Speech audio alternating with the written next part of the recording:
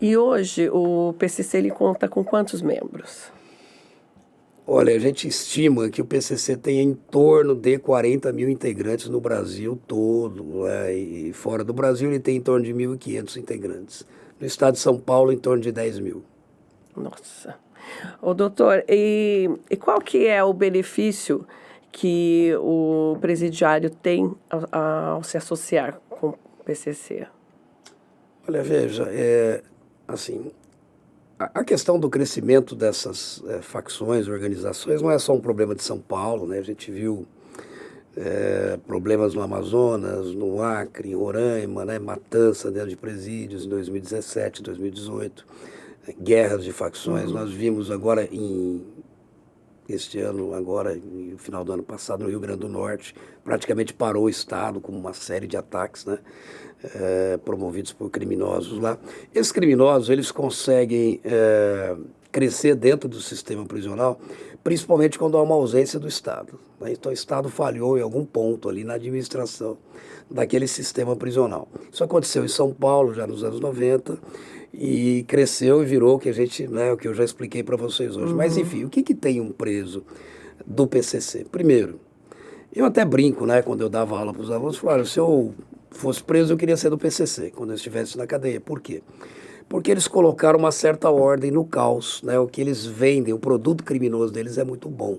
Eles têm uma hierarquia, uma disciplina, e uns códigos, né, de conduta que estão estabelecidos no estatuto deles, muito rígidos, que são cumpridos à risca. Então, por exemplo, você não vai ter estupro, né, você não vai ter acharque dentro da cadeia, homicídio só se eles permitirem, eles fazem o tal de julgamento, né, como se fosse um tribunal do crime.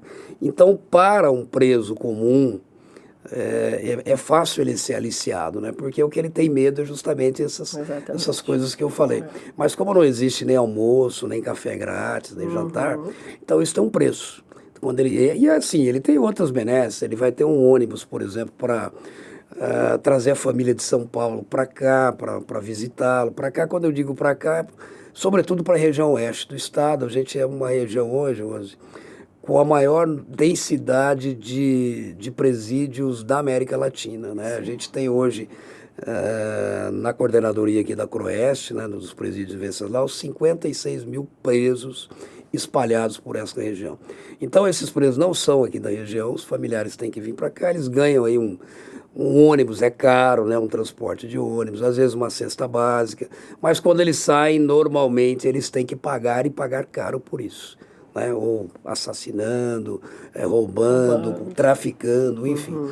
Esse é o preço que se paga por fazer parte dessa organização. Ou seja, se correr o bicho pega, se ficar o bicho come, né, doutora? Eles não têm muita veja, opção eu acho ali, que opção tem, né? Eu costumo falar que todos nós temos um direito de escolha na vida, mas, claro, muitos escolhem esse caminho mais fácil e aí eu acho assim que o Estado tem um pouco de responsabilidade nisso, porque permite, né, que eles façam a cooptação desses presos, principalmente os que entram assim com crimes menos graves, que entram a primeira vez no sistema prisional, então eles deveriam estar separados, mas a gente não tem problema de falta de vaga, né? Acaba ficando todos numa mesma penitenciária. Infelizmente.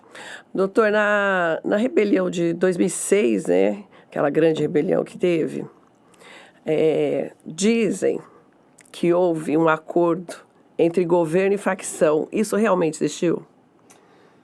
Bom, esse é um assunto bastante complexo. Veja, eu não participei diretamente daquelas negociações em 2006. O que aconteceu foi o seguinte, né, o secretário de Administração Penitenciária em 2006 era o Nagashi Furukawa, inclusive um amigo pessoal, uma pessoa de bem, né, um juiz de direito aposentado de Bragança Paulista. Ele era o secretário de Administração Penitenciária.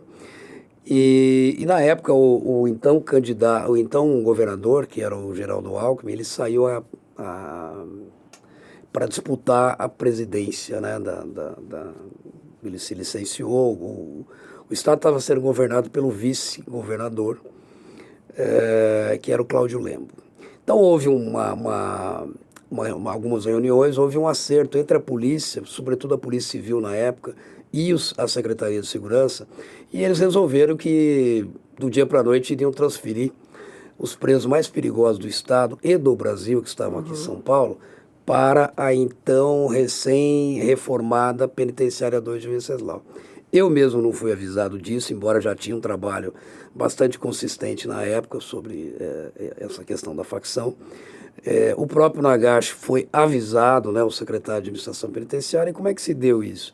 Olha, vocês liguem para os diretores, peçam para eles indicarem os presos mais perigosos do PCC e nós vamos... E não falou para que era. Então, no início de maio de 2006, esses presos vieram, perdão, todos transferidos para a Penitenciária 2 de Venceslau.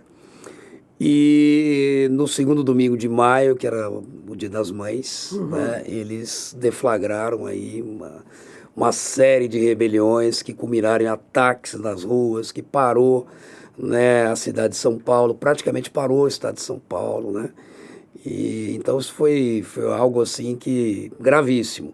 E para parar esses ataques e essas rebeliões, o governo do estado mandou para cá, num avião, inclusive do próprio governo, uma advogada que disse que poderia conversar com Marcola e parar essa rebelião.